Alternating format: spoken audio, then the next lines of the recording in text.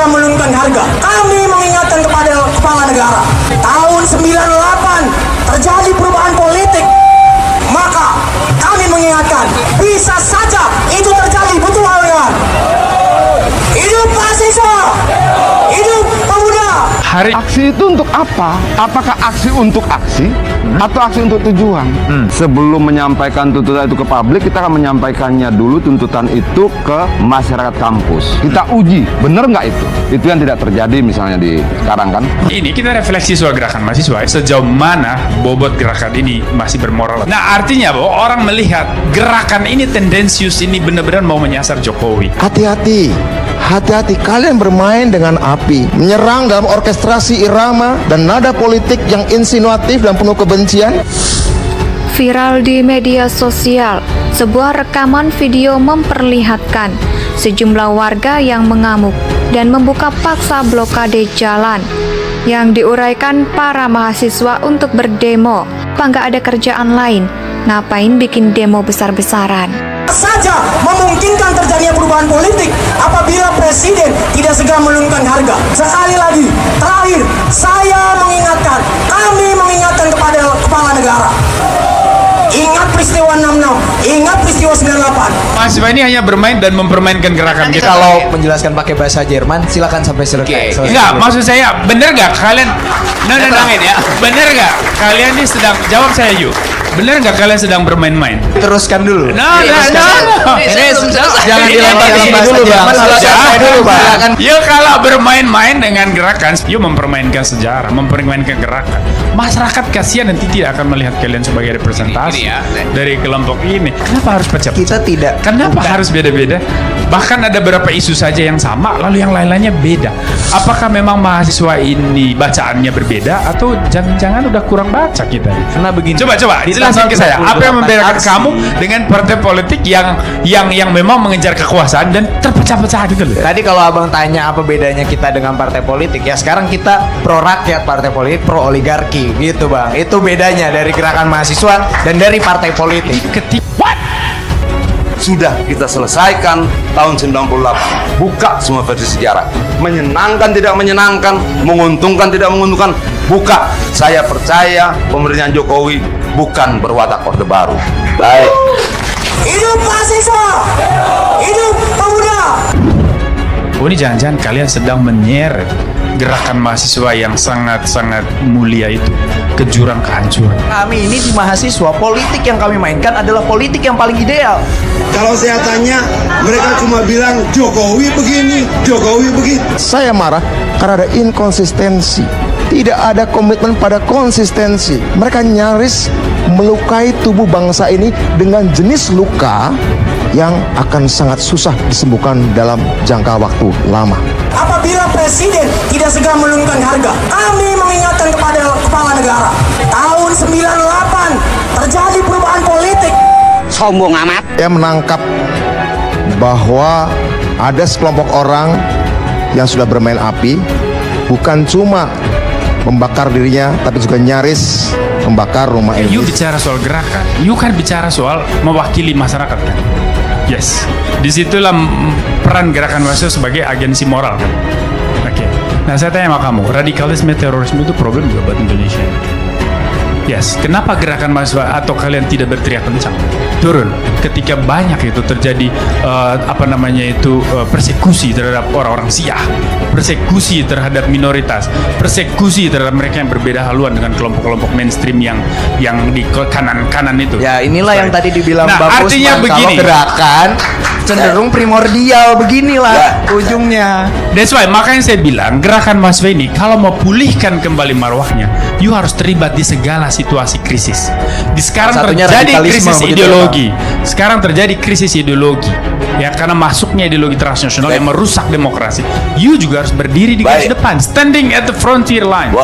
Kalau enggak, orang akan pikir you antek-anteknya orang politik. Ya ini kita nggak mau kalian dicurigai. Kalau sejarah mau dimonopoli, lalu pembicaraan juga mau dimonopoli, maunya apa sih? Nah, di situ orang kemudian ini ada lelucon. Saya agak sedih karena kemudian gerakan mahasiswa itu kemudian dicibir orang. Ini mengecewakan, Dinda, karena kita semua harus menyelamatkan masa depan demokrasi. Jadi jangan melemahkan hakikat gerakan sosial ini yang membuat masyarakat sipil lemah. Maka kami mengingatkan, bisa saja itu terjadi, betul kawan.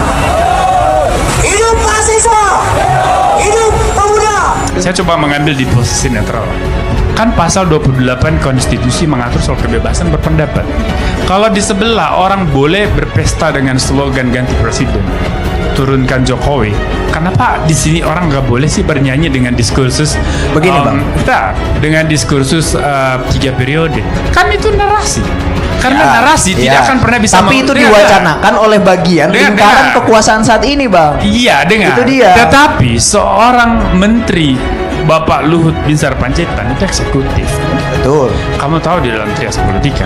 Betul. Dan urusan amandemen konstitusi itu urusannya lawmakers, Ya. legislatif, Ya, ya. right? Oke, Artinya begini, bahwa Bang. Begini, Bang. kalaupun Begini. terjadi itu amandemen, ya harus disalahin DPR-nya, bukan presidennya. Begini, cuman Pak Luhut itu harus bisa mempertanggungjawabkan statementnya Why? sebagai pejabat publik. Itu diatur dalam Undang-Undang Keterbukaan Informasi Publik, gitu, bahwa pejabat publik harus bisa mempertanggungjawabkan informasinya. Sebentar. Dan Pak Luhut menyampaikan Dan dia memiliki Kapten big Densus. data. Iya, Saya paham. Gini, Pak Luhut ngomong itu sebagai siapa di tayangan apa? Apakah itu di sebuah acara negara atau di sebuah tayangan media? tapi beliau Kanal pejabat publik. sebentar. Bang. Ini Begini, masih saya. bahkan gini, Pak. Saya masih berevaluasi. Nanti kamu akan respon. Makanya pahami lebih lengkap. Kamu bisa bahasa Jerman nggak? Bahasa Jerman itu hanya dimengerti kalau orang sudah selesai bicara. Viral di media sosial, sebuah rekaman video memperlihatkan sejumlah warga yang mengamuk dan membuka paksa blokade jalan yang digunakan para mahasiswa untuk berdemo. Kita minta Presiden Jokowi di depan notaris bilang dia tidak ingin 3 periode. Apa yang salah di situ? Karena ini bagian dari kecerdikan. Tidak ada yang salah. Berpolitik. Pak Rocky, saya potong sedikit. Tidak ada yang salah. Ya, karena itu. Tetapi apa salahnya presiden kalau dia juga tidak mau bersuara? Nggak ada soal. Karena Ya, itu that's it. memang biarin aja presiden nggak bersuara. Kenapa harus presiden? Toh urusan ini kan urusan konstitusi. 3 periode ke 4 periode ke itu kan hanya mungkin kalau Betul. konstitusinya mengatur. Ya, Dan saya- yang buat konstitusi bukan eksekutif. Iya, itu yang saya itu mau- ranahnya legislasi. Begini Bang. Saya itu agak heran nih, dia di sini belajar bener atau enggak? Kan presiden tidak punya kewenangan apapun terhadap Ya, konstitusi. mereka tahu itu. Dia eksekutif. Itu Tapi kenapa harus presiden yang bertanggung jawab? ya, itu bagian normatifnya bagi mereka selesai. Nggak bisa, Mereka Bang. Itu menunjukkan bahwa ada ambisi yang bersifat politik. Mau apalagi? Yang mau diomongin apalagi? Yang mau dituntut apalagi? Jadi mahasiswa itu harus cerdas, harus punya sikap dan pendirian yang jelas. Jangan mau diombang-ambing oleh mereka yang punya kepentingan. Kalian nggak dapat apa-apa kalau cuma jadi follower, cuma jadi peserta untuk menuhin kuota, cuma jadi alat buat mereka yang dapat amplop. Karena kata kerja inti biasanya atau kata kerja modal di belakang, oke? Nah, Pak Luhut ngomong di ruang mana? Dan apakah itu di Istana Negara? Artinya ketika dia bicara itu, bisa saja separuhnya adalah seorang Luhut Binsar Panjaitan sebagai warga negara, tapi melekat bersamaan dalam dirinya itu adalah seorang pejabat, toh? Ya. Sehingga di ruang itu kamu boleh menuntut, benar? Oke.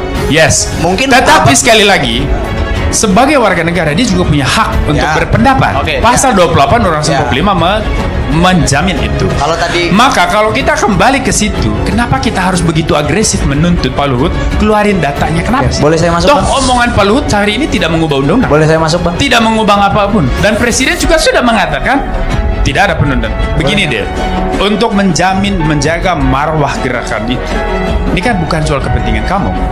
Meskipun kamu pasti ada kepentingan pribadi, dan itu normal. Jangan ketawa, saya tahu. Itu normal. Tetapi kita harus menjaga yang lebih besarnya, ya kan? Imajinasi, persepsi tentang demokrasi harus kamu selamatkan.